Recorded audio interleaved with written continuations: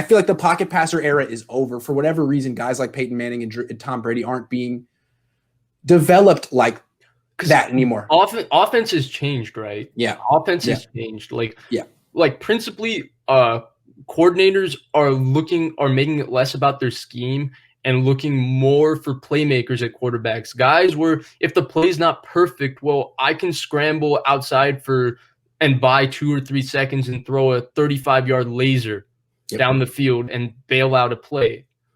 Well, you know how much that would help you, Kyle? You don't have to be perfect with your play calls anymore. And even when they are perfect, your quarterback sometimes screws it up.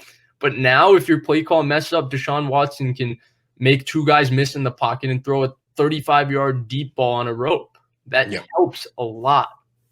Yeah, it really does. Kyle, it helps. All right, before we move on, if the Niners were to move off from Jimmy Garoppolo, we've listed options that they could do. Obviously, if they're in position to draft one of these quarterbacks and they like him, do it. What do they do with Jimmy? It's like real quick. I can't confirm this, but I heard from a reputable source that the rumor around the league was that the Patriots offered the Niners their first, which was like the 19th or something, late, right around 20 for Garoppolo, and the Niners turned them down. What do you think that Niners would do? Do you think the Patriots would still be interested? Do you think? I mean, they're not going to cut him unless, I guess, he really plays bad the rest of the year. Does he still have value, and where could they trade him? Look. I don't know if the Patriots would still be interested. I don't know if they were interested. Right? You just relayed a rumor. It's a rumor. It's a rumor. And I don't know what the status was. But if they get to a point where it's obvious they're moving off of him, why would anybody offer anything? Why would you trade for him or that contract? Yeah. There's like 25. Dude, there's like 25 good quarterbacks in football right now. Like, who ranks Teddy Bridgewater as like a top 15 quarterback? And look at how good he's playing in Carolina. Right. There's like 2 good quarterbacks. Every year in the draft, I feel like we're seeing 2 new guys that we're saying. It's a buyer's market in ways it wasn't 20 years ago. Right. When there were only 7 good quarterbacks. So when you're at this point, why would you offer anything to get a guy who's still reasonably talented? I mean, he's got a great throwing motion. He's got a real quick release. There's a few things he does really well. He's pretty accurate. Well, you can just get him. You can just let the Niners cut him if they want to move off of him. Let them show the conviction to cut him. You don't need him.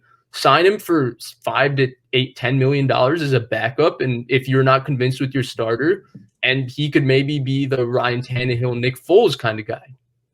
Okay, I'm going to play devil's advocate here because I do think that there was something to this rumor, and I do think the Patriots would still be interested if for no other reason than they drafted and developed him. And you could argue, well, they never would have traded him to the Niners if they really believed in him. But there are rumors out there that there was a conflict in the organization and the ownership wanted to trade him and Belichick wanted to keep him. And, you know, maybe Belichick and Josh McDaniels kind of like the idea of bringing him back. And the way I see it is if the rumors are true and they did try to get Garoppolo this offseason, the Niners said no. It seems to me what the Patriots did after that was sign a guy to a 1-year deal. A guy that was hanging around and was available and any team could have had. I mean, it may work out with Cam Newton and he may be better and they may lock him up, but it seems like they kind of left their options open. And if Jimmy's available and Cam's kind of like, you know, Cam, they may say, hey, you know, John, we offered you a first last year. Now it's a second.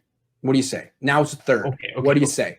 You know, there's too much nuance and just a lot of conjecture with this because this is also the same team that looked at Jared Stidham this year, and until they just realized they could get Tom, at least everybody who knows, like I don't know, I'm just listening to the people who know, and the people who know are connected with that organization said that they looked at Jared Stidham and said, that's our starting quarterback. We're moving forward with Jared Stidham before this Cam Newton opportunity presented itself. Yeah. So if they believe that much in Jared Stidham, why would they give up a high pick for a quarterback that his team wants to move off of him? His contract, while it's team friendly, it's still a large number. Yeah. And he seems to need some time to just re-find himself and reacclimate himself with who he is and what kind of a quarterback he is and just get his confidence back that way. Why would you give up anything for that? You're right. Okay, real quick before we move on, I want to figure out a destination for him because I don't think he's going to be on the Niners next year. And I don't think they're necessarily going to cut him either.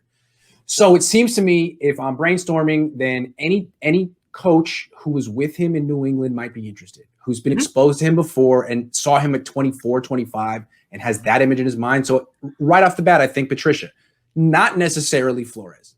I mean, Flores just got a firsthand view of Jimmy Garoppolo now, and they got Tua. But Patricia, I mean, if he doesn't get fired, he's going to get fired, right? So what's the point of even discussing him? So Bill O'Brien's fired.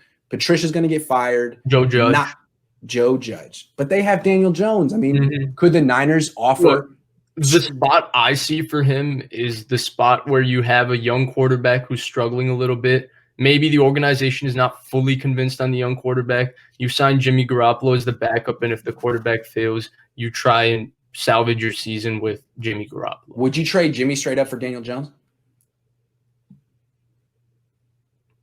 The contracts, maybe. If I'm trading, do you think the Giants would do it? I mean, the Giants are 0-5. Joe Judge inherited Daniel Jones. They have a lot of problems, and while Daniel Jones might not be a top 10 quarterback, he's certainly not the problem there. He's proven that he deserves a shot next year too, in my opinion.